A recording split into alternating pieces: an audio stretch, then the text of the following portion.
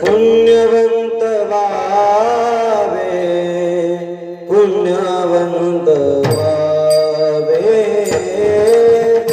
पुण्यवंत व्हावे, पुण्यवंत व्हावे, पुण्यवंत व्हावे, पुण्यवंत व्हावे, पुण्यवंत व्हावे, पुण्यवंत व्हावे, पुण्यवंत व्हावे, पुण्यवंत व्हावे, पुण्यवंत व्हावे,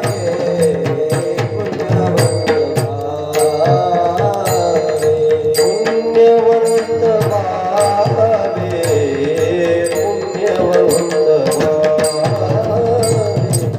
पुण्यवंत व्हावे, पुण्यवंत व्हावे, गीता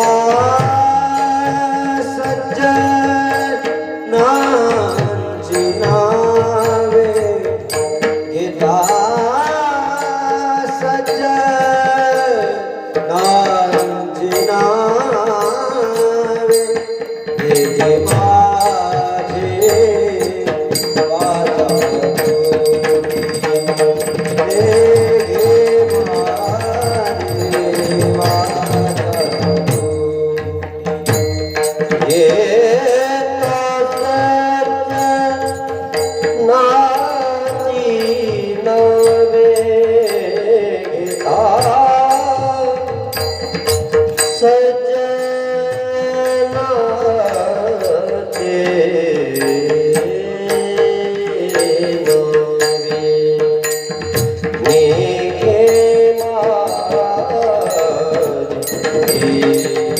वाचा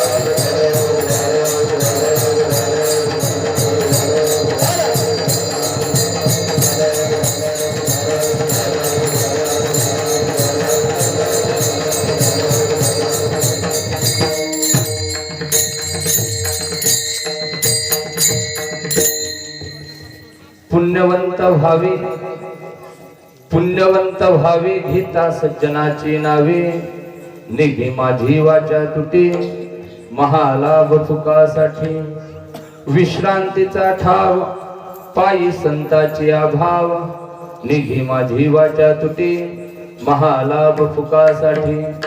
तुका म्हणे पापे, तुका म्हणे पापे, जाती संताची आजपे, निघे माझी वाचा तुटी, महालाभ फुकासाठी. विठ्ठल विठ्ठल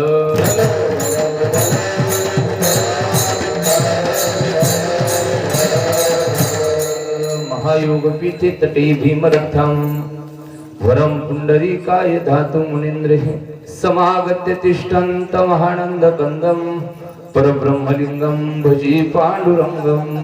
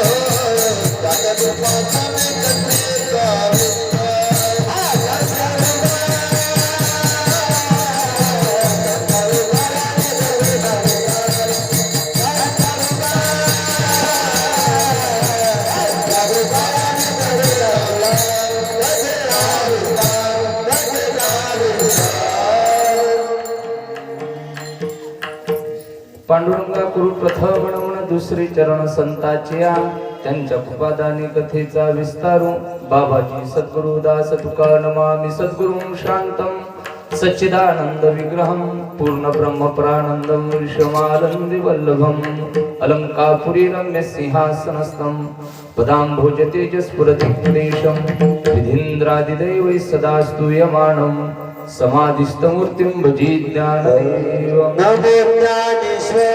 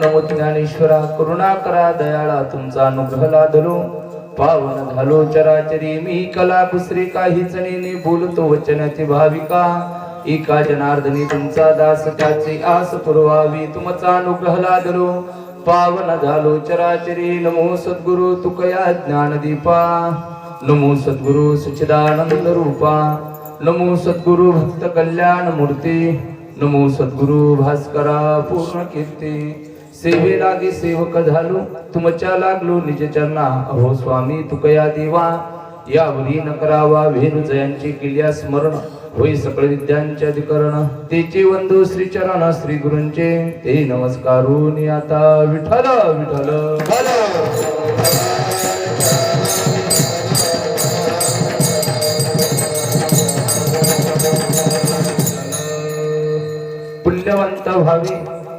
पुण्यवंत भावी घेता सज्जनाची नावे निघे माझी वाचा तुटे महालाभ फुकासाठी प्रस्तुती कीर्तन रूपी सेवेकरता निवडलेला अभंग देहू निवासी श्रीमंत श्री जगद्गुरु तुकाराम महाराज यांचा 4 चरणाचा असून या अभंगाद्वारा जगद्गुरु तुकोबराय संत महात्म्यांच्या नामाचा अलौकिक असा महिमा प्रतिपादित करताय विठ्ठल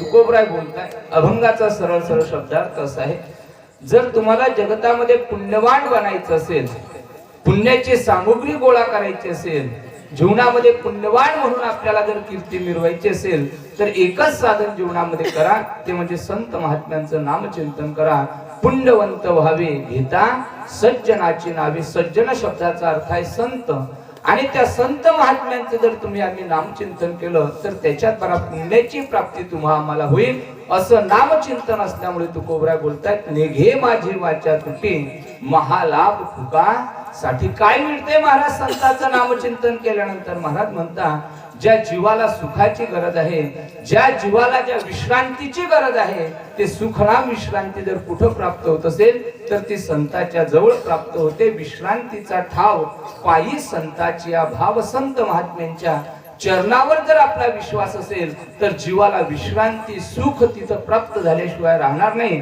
कळालं महाराज सर्व कळालं पण आमच्या मागील जीवनामध्ये आमच्याकडून काही कळत न कळत अपराध सुद्धा घडलेले आहे त्या अपराधाचा पाप सुद्धा आमच्या पदरामध्ये आहे त्याच्या शालना करता काय करावं महाराज म्हणता काळजी करू नका तुका म्हणे पापे जाती संताची या जपे विठ्ठल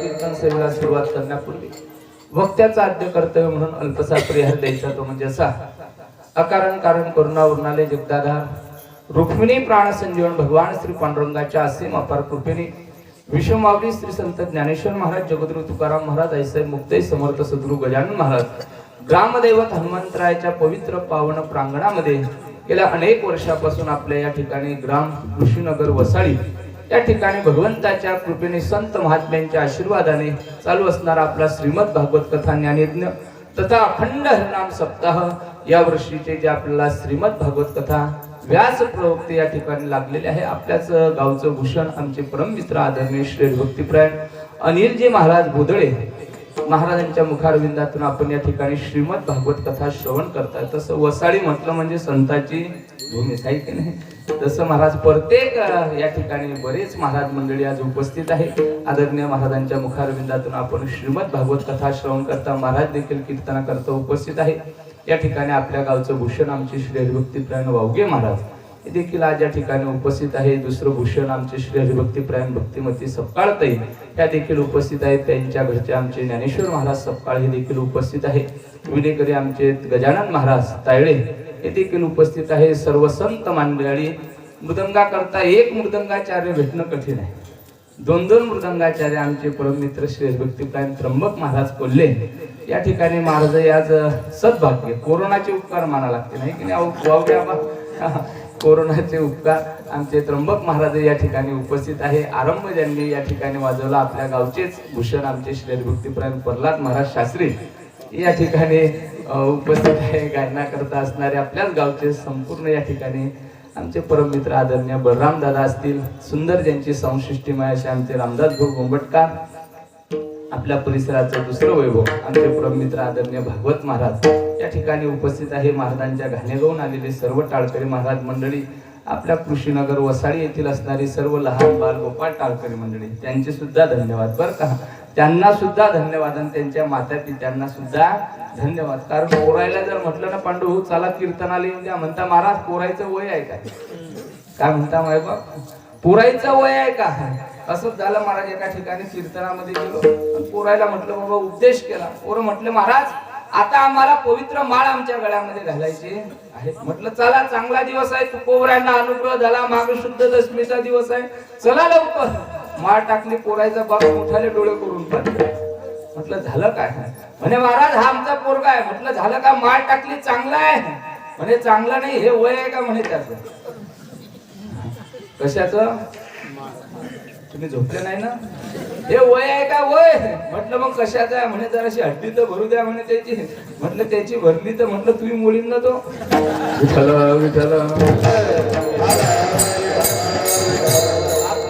संस्कृती टिकावं असं वाटत असेल आपली वैदिक हिंदू सनातन असणारी परंपरा टिकावी असं वाटत असेल तर या कीर्तनामध्ये महाराज तरुण समाज आला पाहिजे तरुण मंडळी आली पाहिजे। आनंदाची गोष्ट आहे आपले दोन तरुण मंडळी आमचे अध्यक्ष भाऊ दोन्ही सुद्धा या ठिकाणी आहे।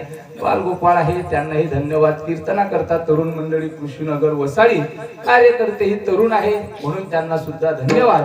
आणि सुंदर संशिष्टीमुळे असणारे आमचे ऑपरेटर प्रल्हाद भाऊ त्यांनाही धन्यवाद। सर्वांना धन्यवाद आणि यथामती यथावकाश जसं काही अभंग आरती चिंतन करता येईल तसा बोलण्याचा प्रयत्न करूया। विठ्ठल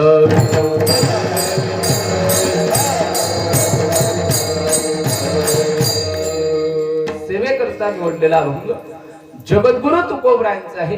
तुकाराम महाराज अभंगामध्ये संत महात्म्यांचा नाम चिंतनाचा महिमा प्रतिपादित करतायत। या जगताचा जर सज्जनो आपण विचार केला त्या जगतामध्ये एक भगवान परमात्म्याच्या नामाचा महिमा आहे आणि दुसरा संत महात्म्यांच्या नामाचा महिमा आहे।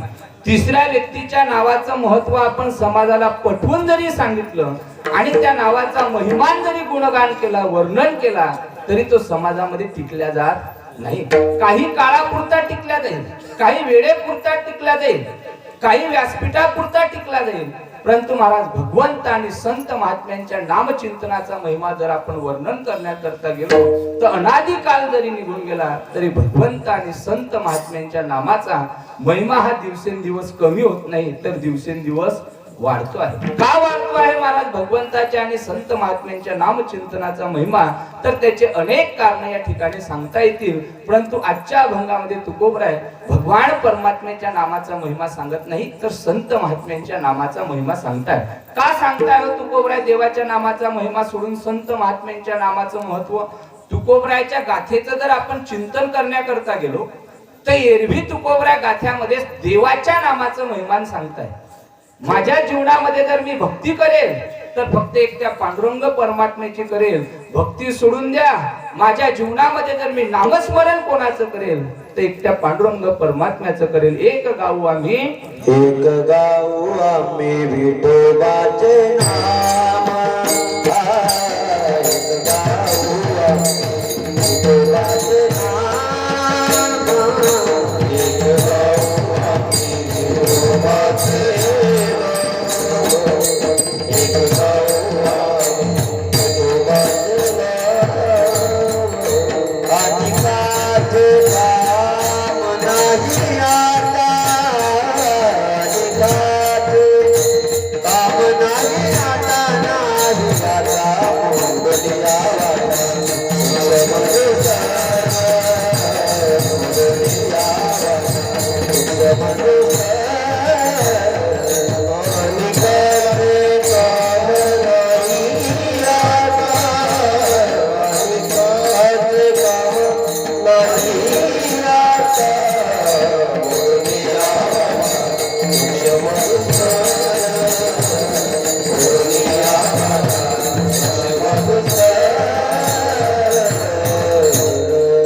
एक गाऊ विठोबाचे आम्ही विठोबाचे नाम आणि काय काम नाही.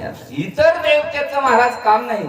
एक धरीला चित्ती आम्ही रुक्माईचा पती, एका भगवान पांडुरंगाशिवाय दुसऱ्याचं नामचिंतनही करणार नाही आणि दुसऱ्या देवतेचं उच्चार सुद्धा मुखाने करणार नाही. तुकोबरायचं दुसरे प्रमाण पाहण्याकरता मिळते. तुकोबराय गाथ्यामध्ये बोलताय पांडुरंग परमात्मा सोडून दुसऱ्याचं जर माझ्या जीवेने नामचिंतन केलं तर माझ्या जीवेचे 2 तुकडे नाही तर किती झाले पाहिजे?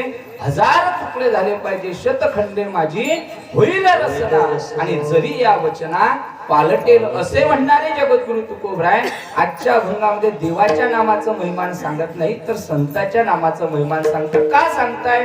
तर तुकोबराय एका अभंगामध्ये बोलत असताना विचार करताय की बाबा जगताच्या दृष्टीने जरी देव संतांमध्ये भेद दिसत असेल तरी माझ्या दृष्टीने देव संतांमध्ये भेद पाहण्याकरता मिळत नाही. देव आणि संत एकच आहे, वेगवेगळे कसे आहेत तर निमित्त त्या प्रतिमा. देव ते संत, देव ते संत, निमित्त त्या प्रतिमा. कोणत्या दृष्टीने महाराज देव संत एक आहे? देव संतांचं स्वरूप कोणत्या दृष्टीने एक आहे? काही पुरावे महाराज भगवान परमात्म्याकडे मुख्य 3 शक्ती पाहण्याकरता मिळतात. देवाकडे कर्तुम शक्ती आहे, अकर्तुम शक्ती आहे आणि अन्यथा कर्तुम शक्ती आहे.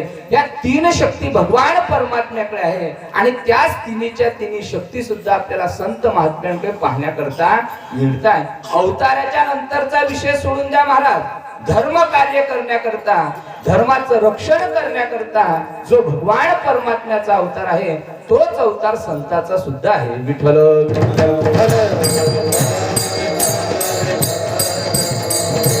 देवाचा अवतार आहे महाराज. देव अवतार धारण करता, मग संत महात्म्य अवताराला येत नाही का? संत सुद्धा अवतार धारण करता. अवतार तुम्हा धराया कारण.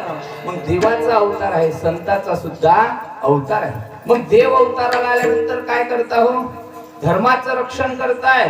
यदा यदा ही धर्मस्य ग्लानिर्भवती भारत. मग संत महात्मे अवतार आल्यानंतर धर्माचं रक्षण करत नाही का? तुकोबराय बोलताय आम्ही धर्माचं रक्षण करण्याकरताच त्या ठिकाणी येत असतो. धर्माचे पालन करणे पाखंड खंडन. देवही धर्माचं रक्षण करता, संतही धर्माचं रक्षण करता. मग दोघांमध्ये विविधता पाहण्याकरता मिळत नाही. मग शक्तीच्या दृष्टीने सांगा महाराज, देवाचा अवतार आणि संताचा अवतार श्रेष्ठ कसा? आम्ही भगवद्गीतेचं चिंतन करते वेळेस महात्म्यामध्ये एक श्लोक म्हणत असतो. देवाची एक सामर्थ्य शक्ती आहे. कुठली सामर्थ्य शक्ती? देवाची जर एखाद्या पांगळ्या व्यक्तीवरती कृपा झाली तर पांगळा मनुष्य चालायला लागतो. सामान्य चालत नाही. उंच असणारा पर्वत सुद्धा चालतो महाराज. आणि एखादा मुका व्यक्ती असेल आणि त्याच्यावर जर भगवंताची कृपा झाली तर मुका व्यक्ती सुद्धा बोलायला लागतो. कोणाची कृपा झाली तर भगवंताची कृपा झाली तर मुकम करोती वाचालम पंगुम लंघयते.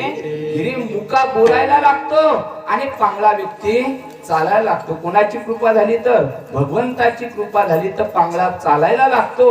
उंच असणारा पर्वत सुद्धा चढून जातो आणि मुका व्यक्ती महाराज मुखाने बोलायला सुरुवात करतो. देवाची कृपा झाली तर.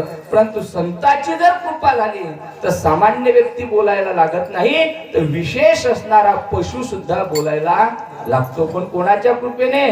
देवाच्या कृपेने नाही तर संत महात्म्यांच्या कृपेने. विठ्ठल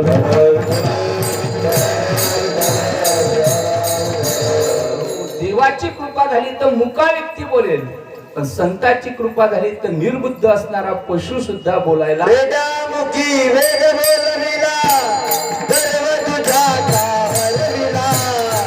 संतोषी जगतला ज्ञानोबा माझा. संतोषी जगतला ज्ञानोबा माझा.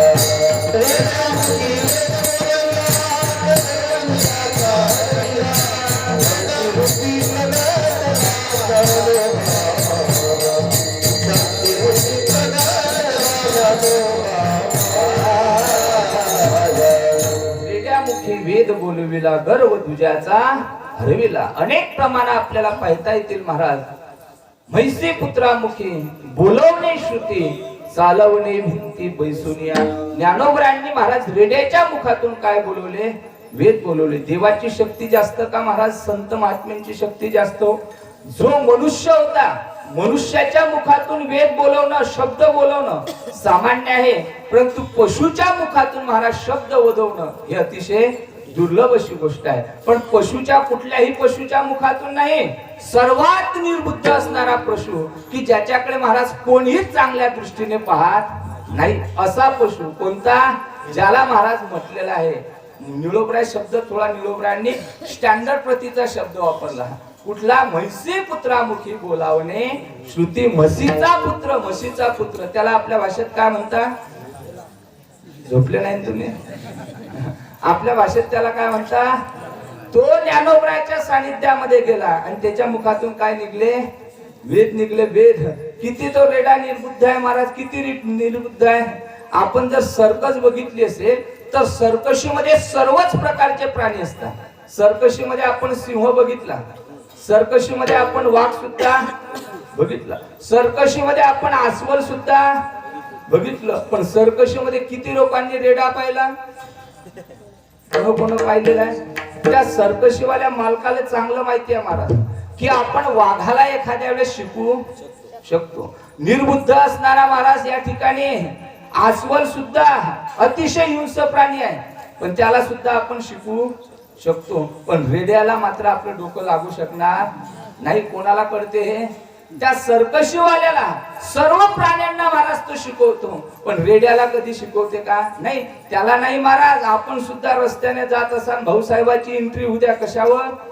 रोडवर. आरटीओ सुद्धा साईड देईल महाराज एखाद्या वेळेस फास्ट गाडी आली तर, पण भाऊ मात्र साईड देणार नाही. ट्रकवाल्याचा हॉर्न फुटायची वेळ येते, ट्रकवाला टामी काढते आणि त्याच्या उरात मारते. मग भाऊ पाहता मागे कोणीतरी आलं वाटते. एवढा निर्बुद्ध प्राणी पण कोणाच्या सानिध्यामध्ये गेला?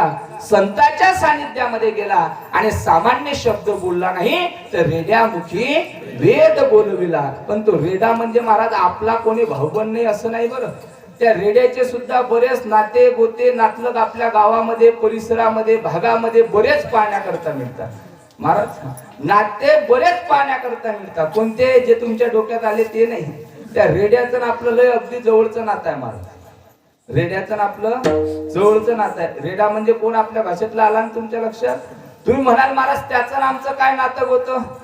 तो काही आमच्या गावचा नाही, शेजारी गावचा नाही, भाऊबंदकीचं नातं नाही ना, नात्या गोत्याचं काही संबंध आहे. त्याचं आमचं नातं आलं कसं? त्याच्या जवळ, त्याच्या एवढं जवळचं. मला असं वाटतं मंडपात बसेल तरी कोणाचं जवळचं नातं? सगळेच जवळचं नातं आहे महाराज. कुठलं नातं आहे माहित आहे का? रेड्याचं आपलं जवळचं नातं आहे. रेडा ना आपू भाऊ भाऊ आहे. भाऊ भाऊ. तुम्ही म्हणाल कसं काय? त्याच्या करण्याकरता उदाहरण सांगतो. आपण दररोज दिवस निघला महाराज, एखाद्या स्त्रीचा जर समजा विवाह झाला, पहिल्या घरी एखादा मुलगा असला, संबंध त्या ठिकाणी टिकला नाही, दुसरा महिलेचा विवाह झाला, दुसऱ्या घरी गेली, तिथं सुद्धा पुत्र संतती प्राप्त झाली. मग एका स्त्रीला दोन परिवारापासून जर पुत्र संतती झाली असेल तर ते भाऊ एकाच आईच्या उदरापासून जन्माला आले, मग ते सख्य भाऊ मानले जातात का दूध भाऊ मानले जातात? दूध भाऊ मानल्या जातात ना. एका आईचं दूध प्राशन केलं म्हणून त्याला दूध भाऊ म्हटलं जातंय. मग दररोज सकाळी आपण उठतो, मंजन घेतो, पेस्ट घेतो, दात घासतो, सकाळी सकाळी अमृततुल्य त्याच्यामध्ये काय टाकता? दूध टाकता. पण ते कशाचं असते? म्हशीचं दूध पितोच की नाही आपण. मग म्हशीचं दूध आपण न पिणं काय, त्या रेड्यानं पिणं काय? मग संबंध आलाच की नाही महाराज? ज्याच्या लक्षात आलं त्याला धन्यवाद.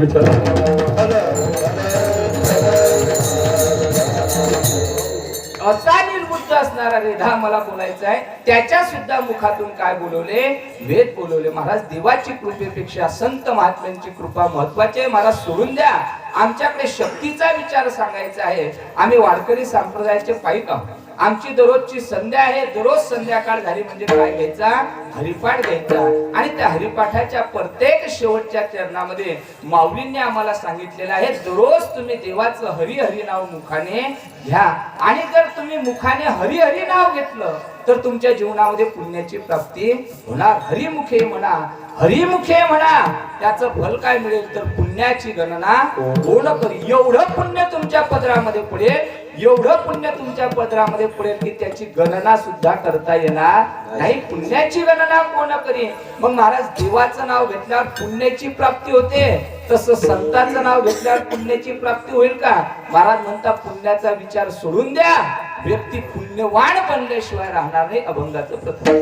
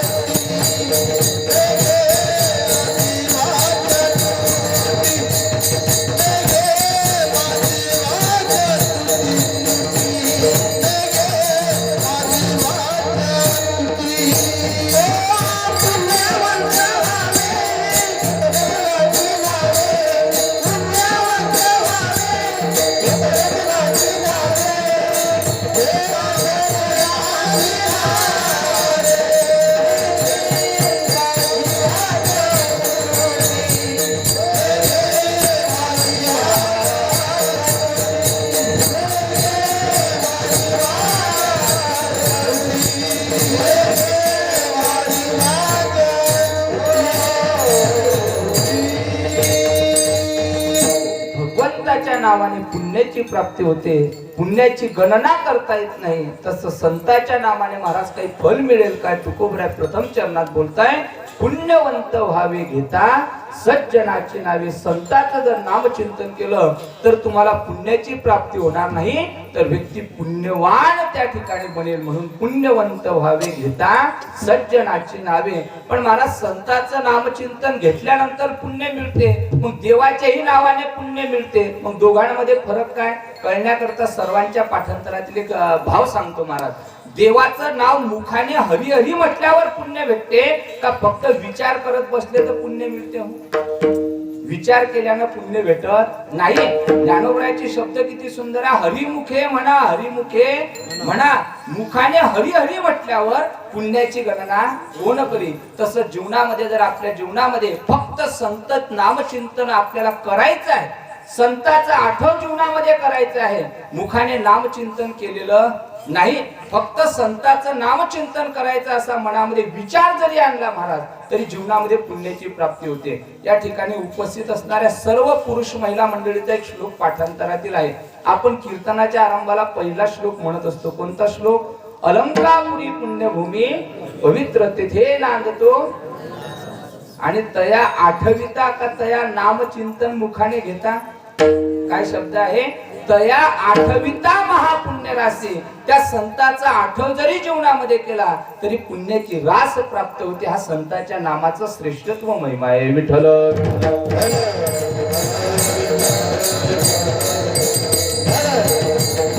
संतांचं नामचिंतन करावं. पुण्यवान तुम्ही बनल्याशिवाय राहणार नाही. पण एकाने प्रश्न केला, महाराज पुण्यवान होणार पण पुण्याला कोण विचारते? कोरोना झाला, दवाखान्यात जायचं म्हटलं तर धन पाहिजे की पैसा पाहिजे? काय पाहिजे? बरोबर आहे की नाही महाराज? दवाखान्यात जायचं, मेडिकल वर गेला, तुम्ही म्हटलं जाऊ त्या सकाळीच आपल्याला विषय, आज रात्रीचं कीर्तन झालं, सकाळी कोणी बा लॉकडाऊन होते, मग किराणाच घेऊन येतो महिनाभराचा. म्हणून नांदुऱ्याला जाण्याकरता निघला. वसाळीच्या बस स्टॉपवर गेला, ऑटो रिक्षामध्ये बसला आणि बसल्यानंतर ऑटोवाल्याने विचारलं, भाऊ सुट्ट्या आहे का? द्या 10 रुपये भाडं जे असेल ते, 10, 15, 20 रुपये जे भाडं असेल ते. तुम्ही म्हटलं नाही, रात्री कीर्तना करता गेलतो, काल अनिल महाराजची कथा ऐकली, विनायक महाराजचं कीर्तन ऐकलं, जे काही पुण्य झालं ते ऑटोवाल्या तुले घेऊन मला त्या ठिकाणी नांदुऱ्या. तो म्हणे थोडे फाट्यावरच उतरून जाय, नांदुऱ्याला मी चालू नको. जीवनामध्ये धनाचं महत्व आहे की पुण्याचं महत्व आहे? जाऊ दे, तो विचार सोडून द्या. आपल्या गावामध्ये जर फिरत असलो तर पुण्यवानाला विचारतात लोक की धनवानाला विचारतात? कोणाला विचारता?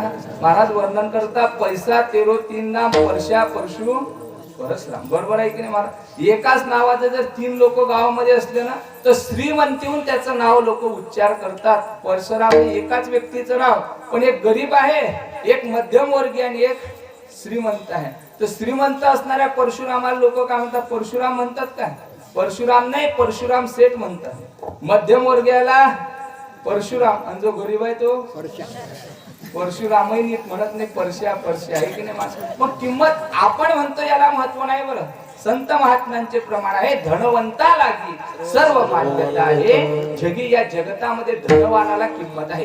कदाचित तुकोबरांनी अभंगामध्ये जर असं म्हटलं असतं, महाराज धनवंत व्हावे घेता सज्जनाची नावे, तर मला असं वाटतं कृषीनगर मध्ये हा मंडप बी कमी पडला, उदळे वावर घ्यायची गरज पडली नसती, घर बसल्या महाराज काय आला असता, पैसा आला असता. पण तुकोबरांना माहिती आहे या लोकांना घर बसल्याच आपल्याला धन द्यायचं, पण ते नाशवान द्यायचं नाही. कारण हे कमवलेली संपत्ती ज्या धनाकरता आपण अहोरात्र कमाई करतो ते धन आपल्या सोबत येणार आहे का महाराज? आपल्या सोबत येणार नाही. शेवटी रुपयाला आपल्या कपाळाला लावल्या जातो. म्हणून तुकोबरांनी सुंदर वर्णन केलंय. महाराज म्हणतात, असं काही जीवनामध्ये धन कमवा की या जन्मात नाही तर परजन्म मृत्यू लोकाच्या नंतर सुद्धा, आयुष्य संपल्यानंतर सुद्धा जे धन आपल्या सोबत येईल त्या धनाची काय करा? शिदोरी बांधा. ते धन आपल्या सोबत कमवा. कोणतं धन? तर महाराज म्हणतात परमार्थ महाधन, जोडी देवाचे चरण. हे धन सामान्य आहे महाराज. या धनाला काळाची मर्यादा आहे. काही दिवसापूर्वी 1000-500च्या नोटा काय झाल्या? बंद झाल्या. सध्या 2000 रुपयाची सर्वात मोठी नोट आहे. तुम्हाला असं वाटतं का बरेच दिवसापर्यंत हे नोट चालेल? काही दिवसानंतर हिला सुद्धा नाश आहे, हे सुद्धा बंद होणारच आहे. पण असं धन कमवा की त्या धनाला महाराज याही लोकांचं काळाची मर्यादा नाही आणि परलोकात सुद्धा काळाची मर्यादा नाही. तुम्ही भारतामधून जर 2000 रुपयाची बॉटल अमेरिकेमध्ये नेली तर तुम्हाला तिथं चहा सुद्धा पिण्याकरता मिळणार नाही, पण भारतातली जर सोन्याची अंगठी तुम्ही अमेरिकेला नेली तर तिथे तुम्हाला पैसा मिळाल्याशिवाय राहणार नाही. अमेरिकन डॉलर मिळतील, कारण सोनं हे भारतातही चालते ना अमेरिकेत सुद्धा चालते. तसं परमार्थ देवाचं नाम चिंतनाने केलेलं जे पुण्य असते महाराज, ते याही लोकांमध्ये उपयोगाला येते आणि परलोकात सुद्धा उपयोगाला येते. महाराज वर्णन करता, करा हरिभक्ती परलोकी येईल कामा. आपल्याला याही लोकात उपयोगाला येईल आणि परलोकात सुद्धा उपयोगाला येईल. विठ्ठल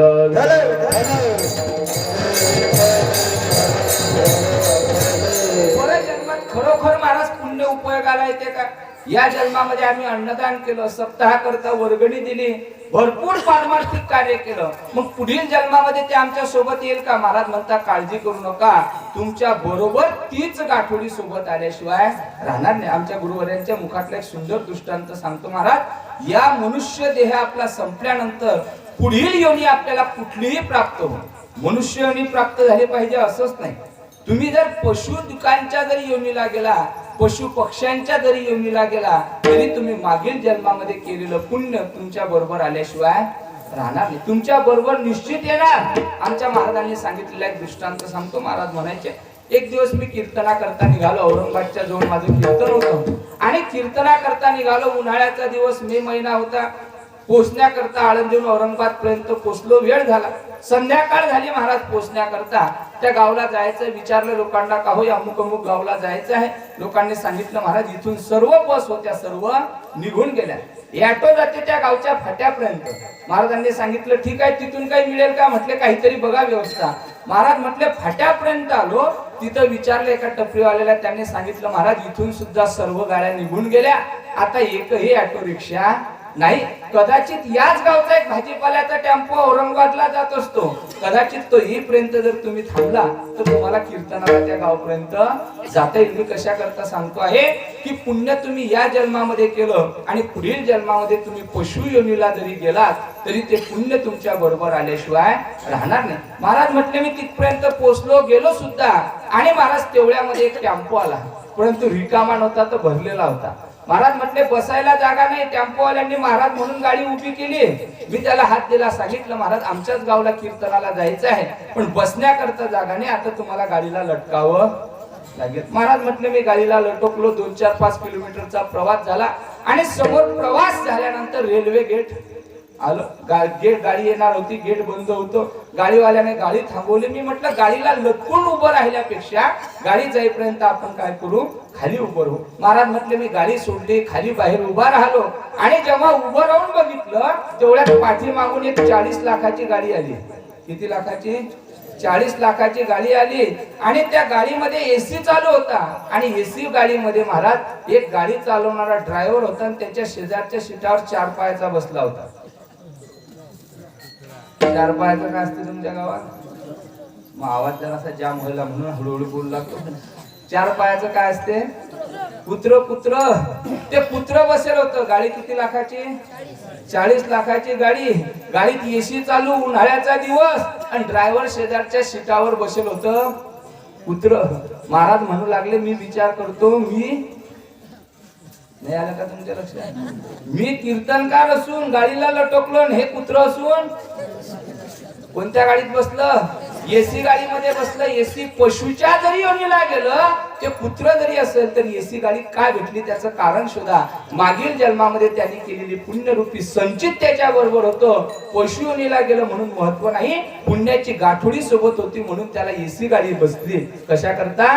बसण्याकरता भेटली. याला महत्वाचं कारण जर काय असेल तर पुण्य आहे, आणि ते सोबत येणारं धड पुण्य जर कोणतं असेल तर ते संतांच्या नामचिंतनाने प्राप्त होते. म्हणून संतांचं नामचिंतन करावं, पुण्यवंत व्हावे, हिता सज्जनाची नावे. संतांचं नामचिंतन केल्यानंतर पुण्य मिळते, नाशालाही जाणार नाही, याही जन्मात उपयोगाला येते, पुढील जन्मात सुद्धा उपयोगाला येते. एवढं श्रेष्ठ असल्यामुळे महाराज म्हणतात आता महालाभ जरी असला तरी मी तुच्छ मानेल आणि अगोदर संत महात्म्यांचं नामचिंतन करेल. अभंगाचं दुसरं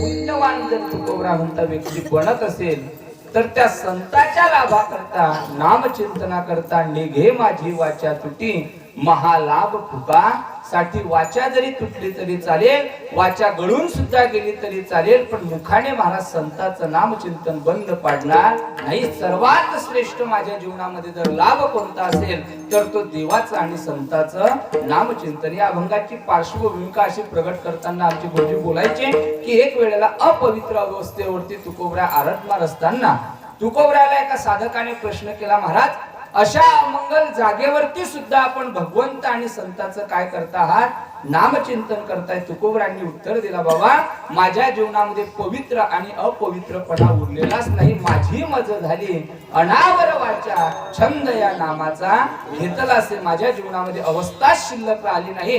तेव्हा तुकोबराची त्या साधकाने जीभ पकडले आणि बोलताय, महाराज आता मुखातून घ्या देवाचं संताचं नाम. तुकोबराने सांगितलं, निघे माझी वाचा तुटी. बाबा वाचा जरी तुटून पडली तरी चालेल, पण मुखामधून बाबा देवाचं आणि संताचं नामचिंतन बंद होणार नाही. भक्ताच्या रोमारोमातून सुद्धा देवाचं आणि संताचं काय निघते महाराज, नामचिंतन निघते. मुख गेलं म्हणून काय झालं, वाचा गेली म्हणून काय झालं, संताचा स्पर्श ज्या जमिनीला होते ती जमीन सुद्धा विठ्ठल रूप आणि भक्तिमय बनल्याशिवाय राहत नाही. तुकोबराच्या जीवनातला फार सुंदर प्रसंग सांगतात. तुकोबराच्या पत्नी जिजामाता तुकोबरायांना प्रश्न केला, महाराज तुम्ही दररोज सकाळी उठता, गळ्यामध्ये विणा घेता, हातामध्ये चिपळ्या घेता आणि प्रभूचं नामचिंतन करण्याकरता डोंगरावरती निघून जाता. तुकोबरा 3 डोंगरावरती भजना करता जायचे, भंडारा, भामचंद्र आणि घोराळेश्वर. 3 बाजूला 3 डोंगर. सकाळी निघून जाता, मी महान पतिव्रता माऊली, दररोज तुम्ही जेवल्याशिवाय मी जेवण करत नाही. कोणत्या पतिव्रतेचं सांगतो मी, आपलं सांगत नाही, तुकोबरायच्या पत्नीचं सांगतोय. तुकोबरायच्या पत्नीचा नियम होता. काही लोक म्हणतात की तुकोबरायची पत्नी तुकाराम महाराजांना बोलत होत्या महाराज, परंतु तुकोबराय जेवण केल्याशिवाय जेवत सुद्धा नव्हत्या. आता फक्त बाया मानकायला असंच म्हणतात, तुम्हाला काही समजत नाही की नाही. मला एक महाराज बरेच दिवस झाले समजत नाही राहिलं. काय समजून नाही राहिलं, लहान होतं ते अगदी मायबाप म्हणतात तुला काही, लग्न झाल्यावर बायको म्हणते आणि म्हातारा झाल्यावर लेकरं म्हणतात बाबा तुम्हाला काही. मग माणसाला समजते तरी कधी विठ्ठल. तुकोबराची पत्नी बोलायची महाराज, पण विचारलं प्रभू तुम्ही जेवल्याशिवाय मी जेवण करत नाही, कुठल्या डोंगरावर जाता तेवढं तरी सांगून जात जा. मग तुकोबराने सांगितलं, माझा काही नियम नसतो, जो रस्ता मला दिसेल त्या रस्त्याने मी वाट चालतो आणि नामचिंतना करता निघून जातो. मग मी कसं ओळखायचं, 3 डोंगर शोधण्याकरता बराच अंतर आहे. 3 डोंगर कधी कधी संध्याकाळ होते मला शोधण्याकरता, तुम्ही जेवल्याशिवाय मी जेवण करत नाही. तुकोबराने आपल्या पत्नीला उत्तर दिलं, अगं अवले म्हणायचे जिजामातेला, अगं एक बघ जेव्हा आपल्या देहू गावातून निघाल्यानंतर जर 2 वाटा लागल्या, 2 रस्ते लागले, तर डोक्यावरली भाकरी खाली ठेवायची, रस्त्याला कान लावायचा आणि ज्या रस्त्यातून विठ्ठल विठ्ठल असा ध्वनी येईल त्या रस्त्याने मी गेलो असं म्हणायचं. संताचा स्पर्श ज्या जमिनीला होते ती सुद्धा विठ्ठल रूप बनते. मग वाणी असली काय नसली काय, रोमा रोमातून संताच्या भगवंताचं नामचिंतन आल्याशिवाय राहत नाही. विठ्ठल गोपाळपुरामध्ये संत जनाबाई गौऱ्या वेचायच्या महाराज, गौऱ्या. परंतु गौऱ्या वेचताना भांडणं व्हायचे, कारण जनाबाईला गौऱ्या वेचण्याकरता कोण मदत करत होतं? भगवान परमात्मा मदत करायचे. जनाबाईच्या भरपूर गौऱ्या होत होत्या. बायाचं कापूस वेचताना जर एखादीचं गोठोळ मोठं झालं म्हणता येईन घेतला का मा कापूस म्हणता येईल, तसं महाराज जनाई गौऱ्या वेचायच्या. भगवंत गौऱ्या वेचू लागल्या आणि महाराज वेचता असता जनाबाईच्या गौऱ्या सुद्धा भरपूर होत्या. मग वाद सुरू करायच्या. बाया म्हणायच्या हिनं आमच्या गौऱ्या चोरल्या, गौऱ्या चोरल्या. एखादा वाटसुरू व्यक्ती रस्त्याने जायचा आणि भांडण यांचा मिटवायचा. विचारायचं काय भांडण आहे? सांगितले जनीने आमच्या गौऱ्या चोरल्या. जनाबाई म्हणायचे की बाबा ज्या गौरीला स्पर्श झाला, ज्या गौरीतून विठ्ठल विठ्ठल असा ध्वनी येईल ते गौरी माझी. जाऊ द्या ना महाराज, चोखोबराय मरण पावले कशामध्ये हो? भिंत कोसळली मंगळवेळेला. भगवान पांडुरंग परमात्म्याने नामदेवाला पाठवलं की बाबा अरे चोख्याची अशी इच्छा होती का शेवटचा श्वास हा माझ्या चरणाच्या जवळ गेला पाहिजे. आयुष्य संपलं चोखोबरायचं, जा आणि किमान असती तरी माझ्या जवळ घेऊन ये. नामदेव महाराज गेले मंगळवेळ्याला. अनेक हजारो लोक मरण पावलेले महाराज, सर्वांचे ते प्रेत त्या ठिकाणी पेटवलेले आहे. सांगितलं देवा अनेक लोकांचे प्रेत पेटवलेले आहे. चोखोबरायचे हाड ओळखायचे कसे? सांगितलं अनेक जरी प्रेत असले तरी प्रत्येक प्रेताजवळ जा आणि प्रत्येक प्रेताजवळ एक हड्डी उचलायची आणि त्या हड्डीमधून जर विठ्ठल विठ्ठल असा ध्वनी आला तर ती माझ्या चोखोबरायची समजायची, अन्यथा ती कोण्या दुसऱ्या व्यक्तीची आहे. संताचे हाडही विठ्ठल विठ्ठल बोलायचे. संताचा स्पर्श ज्या गौरीला झाला ती गौरी सुद्धा विठ्ठल बोलायची. आई साहेबांचा स्पर्श ज्या जमिनीला झाला ती जमीन सुद्धा विठ्ठल विठ्ठल बोलायचे. ना आपण कीर्तनात आलो तरी विठ्ठल विठ्ठल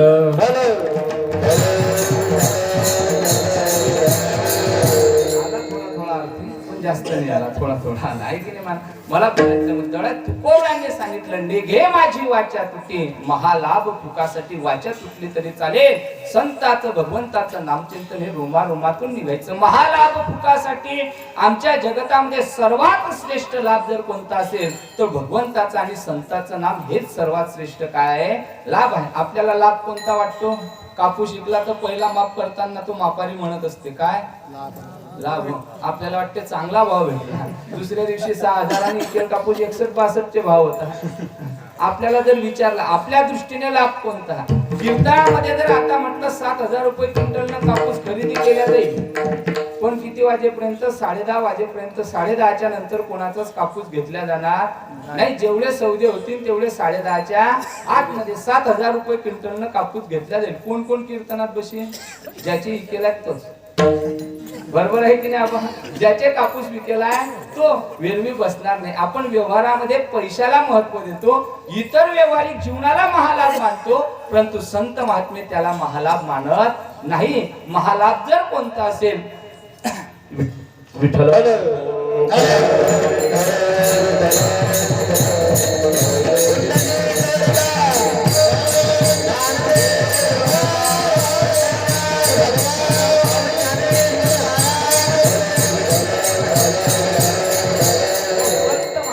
महालाभ कशाला म्हणत असतील तर महाराज म्हणतात ते भगवंत आणि संतांच्या नामाला श्रेष्ठत्व आम्ही देतो.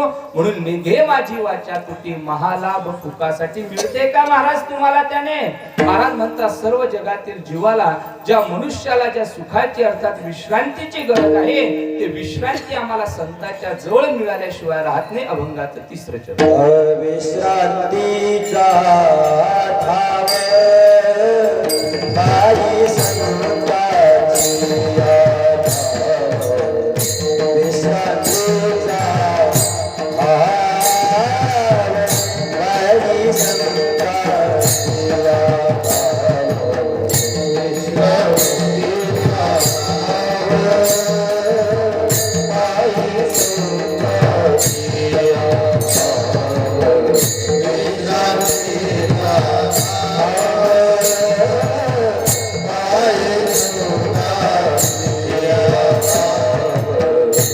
विश्रांतीचा ठाव पायी संतांचा भाव पायी संतांचा भाव विश्रांतीचा ठाव पायी संतांचा भाव पायी संतांचा भाव पायी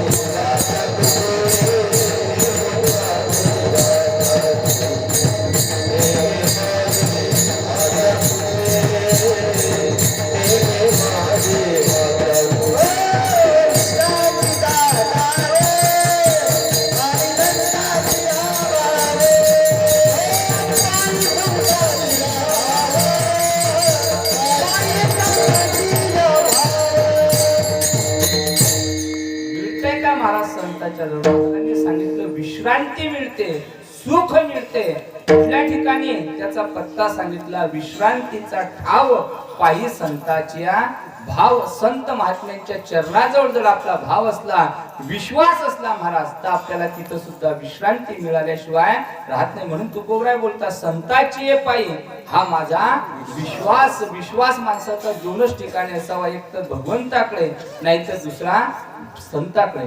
तिसऱ्या व्यक्तीवरती विश्वास कधी ठेवून चालणार नाही. या जगतामध्ये सर्व विचार करा महाराज, कोणीही विश्वासाचे योग्य नाही. आपण विश्वास ठेवतो कोणावर? या प्रापंचिक जीवावर. कधी घात होईल काही सांगता येणार नाही. सकाळी गेल्या गेल्या आपण बसमध्ये जर बसलो, नांदुऱ्याला पोहोचायचं असलं, तर चालक जो गाडीचा असते तो गाडी चालवतो, पण आपण सीटावर निवांत झोपतो महाराज. घोरतात काही माणसं गाडीत बसल्या बसल्या नांदुऱ्यापर्यंत जाईपर्यंत. पण कोणी विचार करते का गाडी जर पलटली, अपघात झाला तर आपल्या जीवाचं काय होईल? कोणीच विचार करत नाही. विश्वास कोणावर असते? चालकावर असते. सकाळी आपण न्हाव्याकडे जातो, कशा करता? दात घासायला? कशाला? दाढी कटिंग करण्याकरता महाराज. दाढी करता त्याच्या हातामध्ये काय असते? वस्त्र असते, चाकू असते. आणि त्याच्याकडून जर महाराज दाढी करता करता जर वस्त्रा लागला तर काय येते?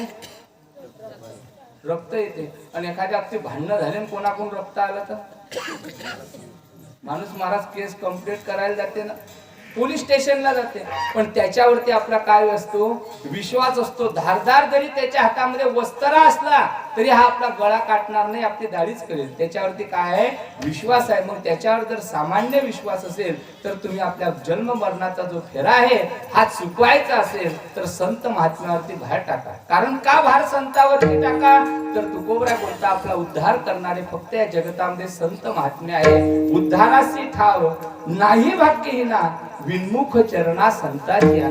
संत महात्म्याशिवाय, संताच्या चरणाशिवाय आपला उद्धार कोणीच करू शकणार नाही. विठ्ठल विठ्ठल.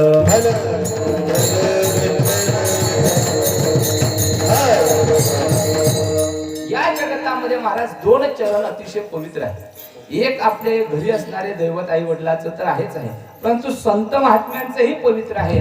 आणि ज्याने हा दुस्तर असणारा भवसागर आपल्याला तरुण जायचा आहे, दुस्तर असणारा भवसागर तरुण जाण्याचा उपाय, मार्गदर्शन आपल्या जीवनामध्ये करतात ते आपले सद्गुरु सुद्धा अतिशय पवित्र चरण त्या सद्गुरूंचे आहे. महाराज सांगता, गुरु बिना कोण बताये वाट. आपल्या जीवनामध्ये आपल्याला योग्य वाट दाखवणारे, योग्य मार्गदर्शन करणारे जर कोण असतील तर ते संत आणि आपले सद्गुरु आहेत. महाराज सद्गुरु अर्थात संताची एकच व्याख्या त्या ठिकाणी सांगितली जाते. म्हणून तुम्ही संताच्या जवळ जा. गुरु बिना कोण बताये वाट. योग्य वाट कोणीच दाखवणार नाही. जगतामध्ये वाटा लावणारे बरेच भेटतील, पण योग्य वाट दावणारे आपले फक्त सद्गुरू असतात. सद्गुरूंचा योग्य काळातील अतिशय पवित्र पावन आपल्या हिंदू संस्कृतीमध्ये, आपल्या महाराष्ट्र देशामध्ये ज्या जगद्गुरु तुकोबरांनी वारकरी संप्रदायाचा कलश स्थान प्राप्त केला, तो तिथी, ते दिवस म्हणजे आजचा आहे महाराज. आजचा दिवस म्हणजे सामान्य नाही.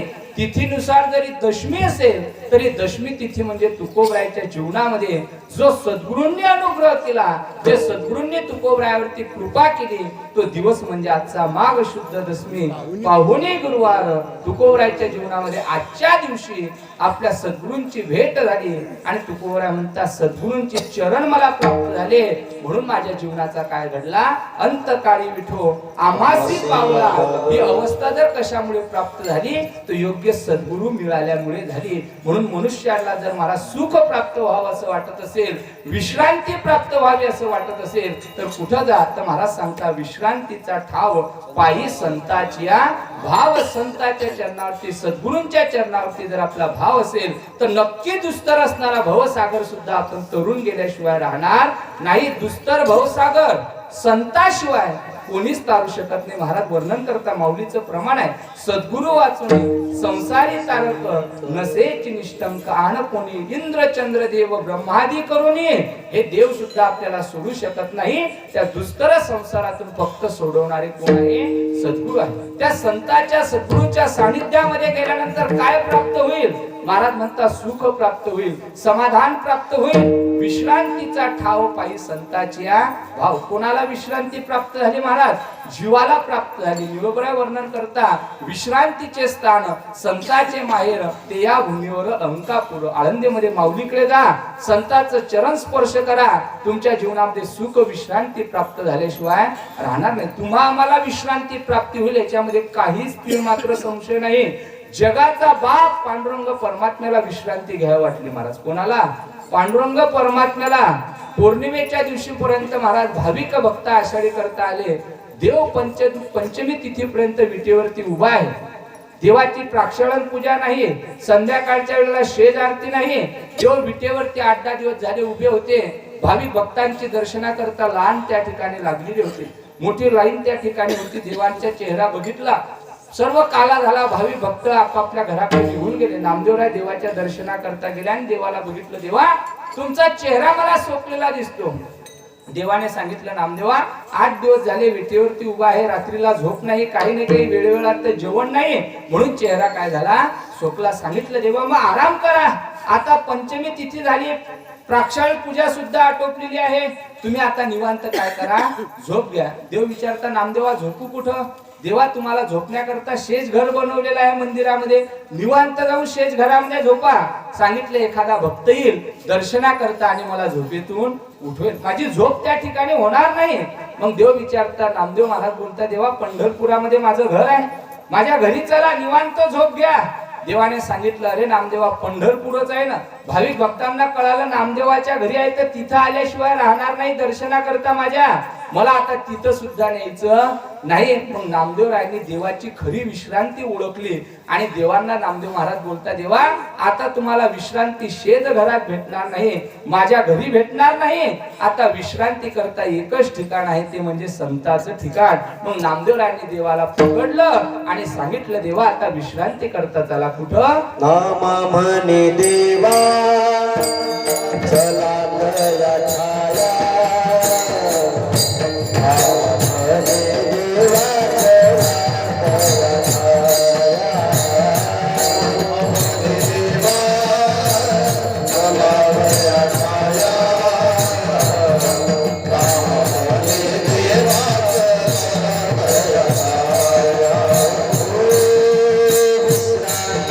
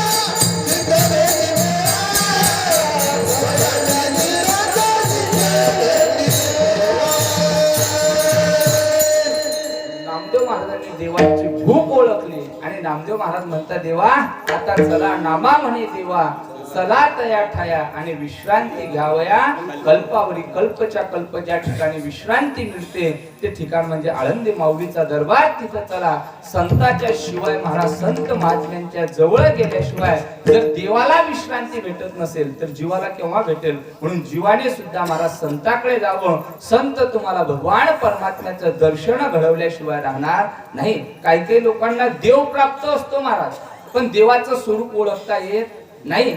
देव प्राप्त होण्यानंतर देवाचं स्वरूपही ओळखता आलं पाहिजे. देवाचं स्वरूप तर देवाच्या बायकोला ओळखता आलं नाही. तुमची आमची किमया सोडून द्या महाराज. काकडा आरतीमध्ये आपण सुंदर अभंग म्हणतो. दिवाळीच्या सणाला वैकुंठामध्ये असणारे सर्व देवदेवता पंढरपुरामध्ये अवतरल्यानंतर बलिप्रदेचा दिवस महाराज आणि बलिप्रतिपदेच्या दिवशी रुक्मिणी माता आपल्या पतिदेवाला ओवाळण्याकरता निघाल्या. सुंदर असा शृंगार राईसाहेबांचा आहे. हातामध्ये आरतीचं ताट घेतलं आणि आपल्या प्रभूला आपल्या पतिदेवाला ओवाळण्याकरता निघाल्या. कोण?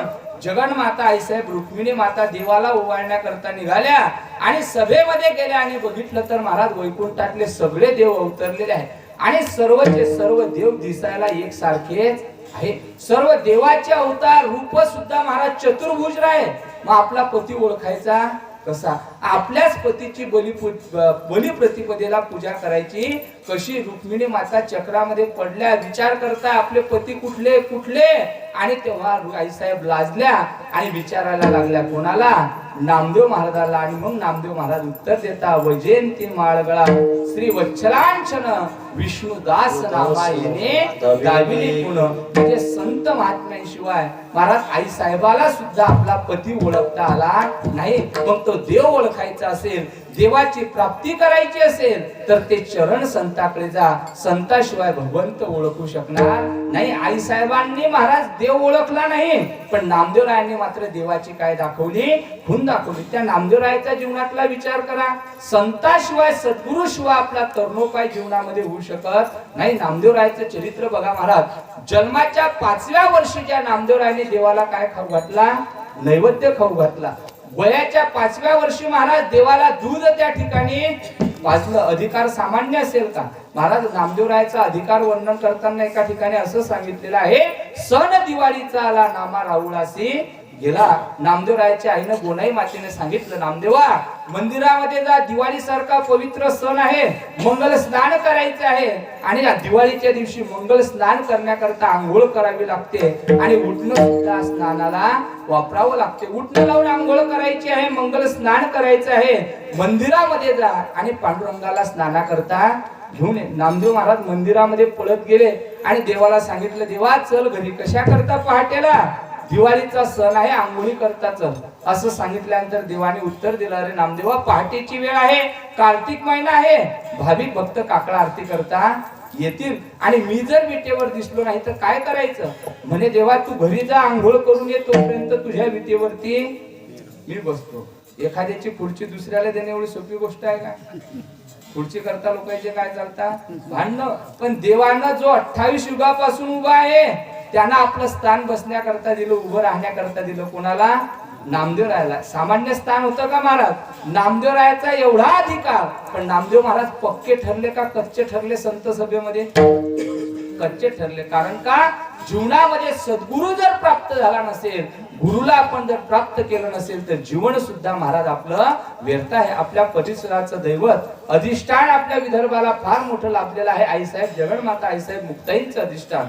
मनुष्य किती वर्षाने आयुष्याने मोठा आहे, वयाने किती मोठा आहे याला महत्व नाही, ज्ञान त्याच्याकडे किती आहे त्याला महत्व आहे. ज्या आईसाहेब महाराज वय अवघ्या 5-6 वर्षाचा आहे पण ज्यांना महाराज शरण आल्या, ज्यांना शरण आणायचं भाग होतं ते चांगदेव महाराज यांचं आयुष्य किती वर्षाचं होतं? 1400 वर्षाचं. 14 वेळेला ज्यांनी काळाला परत पाठवलं एवढं चांगदेव महाराजांचं आयुष्य होतं 1400 वर्षाचं. परंतु ते शरण जेव्हा आले तेव्हा त्यांच्या मुखातला एकच शब्द निघाला, चांगदेव म्हणे आजी जन्म आलो. आज काय झालो? जन्माला आलो. किती वर्षाचं पोरग म्हणते? 14 दिवसाचा नाही, 1400 वर्षाचा बोलायला लागला. आजी जन्मालो गुरुपुत्र झालो, मुक्ताईचा का आज जन्माला आलो, तर बाबा मला सद्गुरूची प्राप्ती काय झाली, जीवनामध्ये प्रसन्न झाले. आमचे गुरुजी एक उदाहरण सांगायचे विनोदाने. एक वारकरी बाबा पंढरपूरच्या वारी करता निघाले. मनुष्य किती आयुष्य जगला याला काहीच महत्व नाही, मनुष्य कसा जगला याला महत्व आहे महाराज. आमचे सद्गुरू म्हणायचे, एक वारकरी बाबा पंढरपूरच्या दिशेने निघाले. प्रत्येक गावामध्ये जायचं, मधुकरीची भिक्षा मागायची, वारीपर्यंत पंढरपूरला जायचं, असा दिनक्रम चालू असताना वारकरी बाबा एका गावामध्ये पोहोचले. घरामध्ये आवाज दिला. एक सुनबाई घरातून बाहेर आली. विचारलं, वारकरी बाबा काय पाहिजे. सांगितलं, बाळा दुपारची वेळ झाली, तहानेने व्याकुळ झालेलं, पिण्याकरता पाणी पाहिजे. सुनबाई आतमध्ये गेली, गळवा भरून आणला, पिण्याकरता वारकरी बाबाला पाणी दिलं. वारकरी बाबाने विचारलं, तू या घरची सून दिसते. म्हटलं, हो मी सून आहे. काय वय आहे तुझं. तिने सांगितलं, बाबा मी जवळजवळ 25 वर्षाची आहे. त्या वारकरी बाबाने सांगितलं, तुझं वय मला जास्त वाटते. नाही म्हणे बाबा मी 25च वर्षाची आहे. तेवढ्यामध्ये विचारलं, मग तुझे पती किती वर्षाचे आहे. तिने सांगितलं, माझे पती 2 वर्षाचे आहे. माझा सिद्धांत काय नीट लक्ष देऊ नाही का. विचारलं, पती किती वर्षाचे आहे, पतीचं वय किती आहे. सांगितलं, माझ्या पतिदेवाचं वय 2 वर्ष आहे. विचारलं, सासूबाई. म्हणे माझे सासू 10 वर्षाची आहे. म्हणे सासरा. म्हणे अजून जन्मालेच आला नाही. भाव नीट लक्षात ठेवा. तुझं वय काय विचारलं. मुलीने उत्तर दिलं 25 वर्षाचं. वारकरी बाबा म्हणतो, तुझं वय जास्त वाटते. विचारलं, पतिदेव. सांगितलं 2 वर्षाचा आहे. कोण. नवरा. किती वर्षाचा. 2 वर्षाचा. सासूबाई 10 वर्षाची आणि सासरा अजून जन्मालाच आला नाही. वारकऱ्याने पाणी पिरलं. सुनेकडे दुर्लक्ष केलं असं वाटलं जराशी. डोक्यामध्ये वाईट वाटलं. वारकरी बाबा समोर निघाले. सासूबाई विचारता, वारकरी बाबा आला रस्त्याने निघाला, 2 घास खाऊन जा. म्हटले, तुमच्या घरी गेलो होतो. पण सुनबाईशी बोलताना सुनबाई थोड्या वेगळ्याच स्वरामध्ये बोलल्या. काही योग्य वाटलं नाही. विचारलं, काय सांगितलं. विचारलं, तुझं वय काय. सांगितले 25 वर्ष. पतीचं वय विचारलं. म्हणते 2 वर्षाचा माझा नवरा आहे, सासरा अजून जन्मालाच आला नाही. सासूबाईचं वय विचारलं तर म्हणते 10 वर्षाचं. सासूबाईने वारकरी बाबाला उत्तर दिलं, माझी सून म्हणते तेच बरोबर आहे. माझी सून म्हणते तेच बरोबर आहे. कसं काय बरोबर असेल. वारकरी बाबाला ते सासूबाई बोलायला सुरुवात करते, हो आमच्या गावामध्ये त्या ठिकाणी 10-5 वर्षापूर्वी मी पंढरीच्या वारीला गेले आणि त्या ठिकाणी पंढरपूरच्या वाळवंटामध्ये देवाच्या चरणावरती शरणागती पत्करली आणि गळ्यामध्ये पवित्र काय घातली, माळ घातली. म्हणून माझं त्या ठिकाणी माळ घालून 10 वर्ष पूर्ण झाले. म्हणून माझं आयुष्य 10 वर्षाचं. 2 वर्षापूर्वी माझ्या पोराने गावामध्ये सप्ताह बसला, कथा ऐकली, कीर्तन ऐकले. म्हणून त्याला या ठिकाणी ऊर्जा निर्माण झाली, वैराग्य निर्माण झालं आणि त्याने पवित्र माळ गळ्यामध्ये घातली. म्हणून त्याचं आयुष्य 2 वर्षाचं. आणि विचारलं, सुनबाई तर 30-40 वर्षाची वाटते आणि म्हणते 25 वर्षाचे. बाबा मला जेव्हा कळत नव्हतं तेव्हा माझ्या गळ्यात माळ नव्हती, पण माझं वय 5 वर्षाचं झालं आणि माझ्या गळ्यामध्ये मी काय टाकली, माळ टाकली. मी आहे 30 वर्षाची पण माळ टाकून 25 वर्ष झाले. म्हणून मी 25 वर्षाची. आणि विचारलं, सासरा कसा जन्माला आला नाही. म्हणे तो त्यानं अजून माळच घातलेली. कोणाचं विचारलं आपण मी, सासऱ्याचं सांगून राहिलो, कोणचं कोणाचं बोलत नाही. विचारलं महाराज, जीवनामध्ये जोपर्यंत सद्गुरूची भेट होत नाही, परमार्थ मार्गाला जोपर्यंत आपण सुरुवात करत नाही, तोपर्यंत आपलं आयुष्य गणना केल्या जाणार नाही. मनुष्य किती जगला याला महत्व नाही, कसा जगला याला महत्व आहे. आई साहेबांचं वय 5-6 वर्षाचं होतं, पण 1400 वर्षाचे चांगदेव महाराज शरण आले आणि म्हणता गुरुपुत्र झालो, मुक्ताईचा आज जन्माला मी त्या ठिकाणी आलो. तसं सद्गुरूंचं, संत महात्म्यांचं चरण जीवनामध्ये किती महत्वाचं आहे. तुकोबरा बोलताय, माझ्या जीवनामध्ये परमार्थाची अवस्था मी गाठली. याला जर कारण काय असतील तर माझी सद्गुरू आहे, सत्य गुरु आहे. कृपा मध्ये केली परी नाही घडली सेवा काही. कुठल्या दिवशी महाराज सेवा घडली तर तुकोबरा वर्णन करता, माघ शुद्ध दशमी पाहुणे गुरुवार केला अंगीकार. तुका म्हणे तो आजचा दिवस महाराज सद्गुरूंच्या चरणाचा तो दिवस प्राप्त व्हावा. त्या सद्गुरूंच्या चरणाशिवाय आपला उद्धार जीवनामध्ये होऊ शकत नाही. म्हणून ते देवाला विश्रांती मिळते संताच्या जवळ, जीवाला विश्रांती मिळते संताच्या जवळ. म्हणून त्या संताचे चरण धरा, संत महात्म्यांच्या जवळ जा. जीवाला विश्रांती मिळाल्याशिवाय शिवाय राहणार नाही विश्रांतीचा ठाव, पायी संताची अभाव. आणि काय फल मिळेल? महाराज म्हणतात जीवनामध्ये कळत न कळत एखादा अपराध जरी घडला असेल आणि त्या अपराधाचं पाप जरी आपल्या पदरामध्ये असेल तरी ते केलेलं पाप जर कशाने नष्ट होईल तर ते संत महात्म्यांच्या नामचिंतनाने होते. म्हणून तुका म्हणे पापे तुका म्हणे पापे, तुका म्हणे पापे, तुका म्हणे पापे,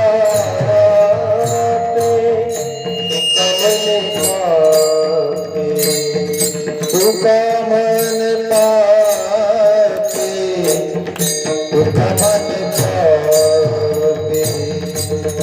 तुका म्हणे पापे, तुका म्हणे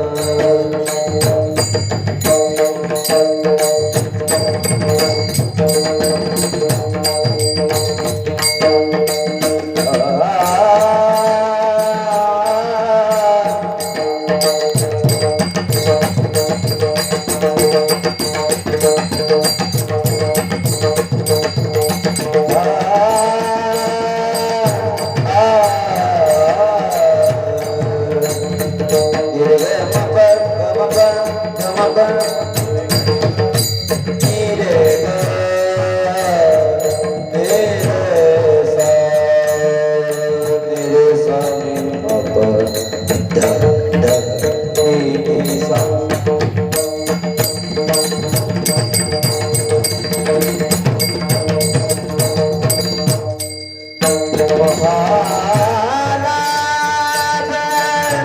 तुकासाठी महाराज तुकासाठी निघे वाचा हे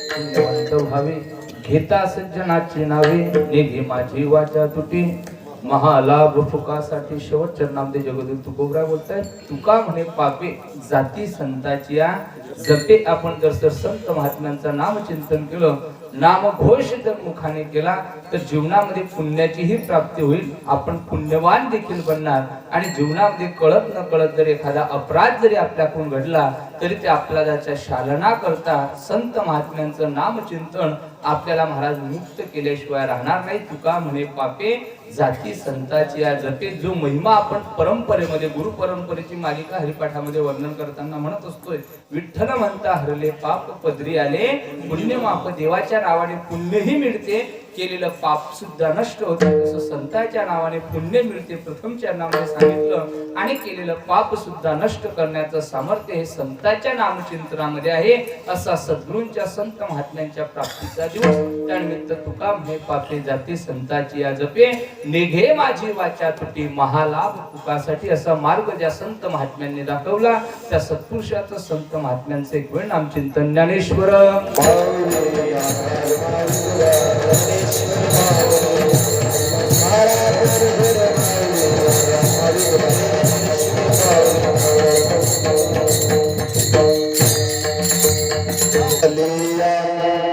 अवतरले जगताराया अवलिया अवतरले जगताराया अवलिया अवतरले जगताराया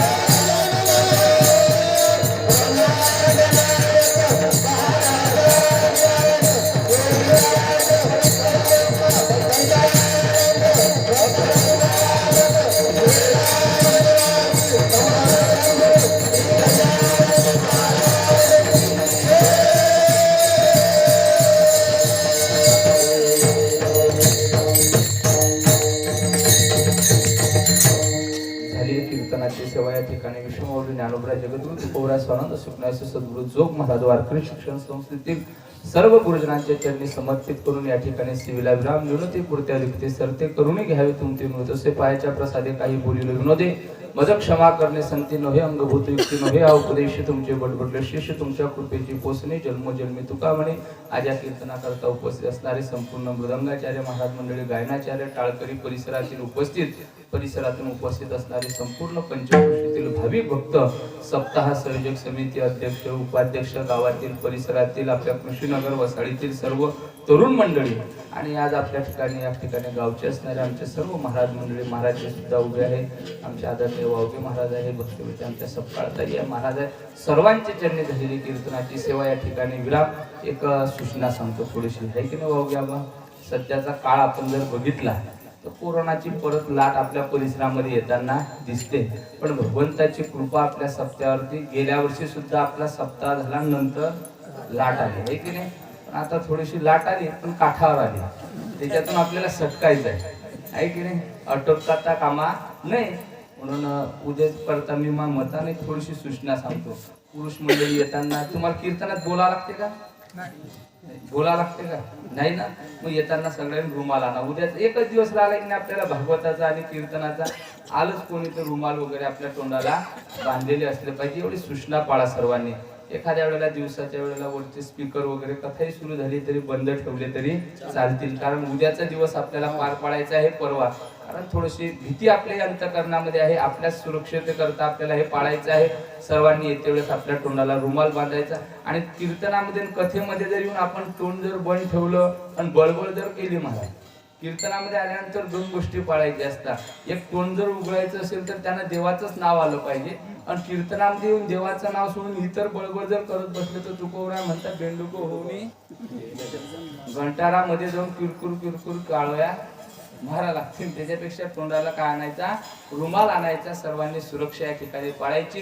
उद्याचा दिवस झाल्यानंतर परवाला आपल्याला महाप्रसाद आहे. सर्व आनंदाने निर्विघ्न या ठिकाणी आपला सप्ताह पार पडला पाहिजे, अशीच भगवान परमात्म्याकडे सुद्धा सांगूया. तेव्हा गेल्या वर्षी सुद्धा आमचा सप्ताह झाला नंतर लॉकडाऊन आलं. कळायचंच असेल तर आमचा काला झाल्यावर संध्याकाळी लॉकडाऊन झाला तरी पांडुभाऊ झाले. या ठिकाणी भगवान पांडुरंगाकडे, सद्गुरुनाथाकडे आदरणीय अशी कथा प्रवक्ते आपल्याच गावचं भूषण आपणच ऐकले. आणि तुमच्या गावचं खरोखर महाराज मला कौतुक चांगलं वाटतं. गावामध्ये जो सप्ताह होते दरवर्षी गावच्याच महाराजांची काय केल्या जाते? कथा केली पाहिजे. नाही तर गावातल्या महाराजला जर असं दुय्यम स्थान दिल्याने होते, की नाही?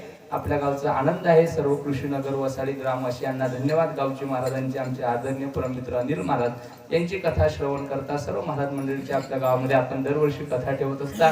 ग्रामस्थ मंडळीला, तरुण मंडळी आपण सप्ताह सुंदर या ठिकाणी आयोजन करतात. त्यांना सुद्धा प्रेरणा या ठिकाणी दिलेली कीर्तन सेवा भगवंताच्या चरणी समर्पित करून सेवेला विराम. विठ्ठल जय जय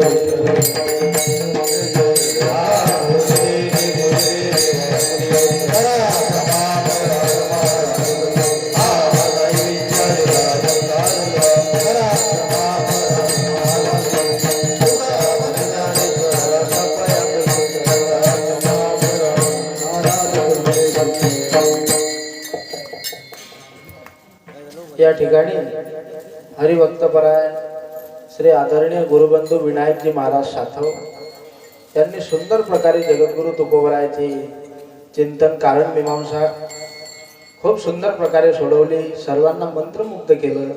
या ठिकाणी महाराजांचे आभार व्यक्त करतो सर्व ग्रामस्थ मंडळीच्या वतीनं.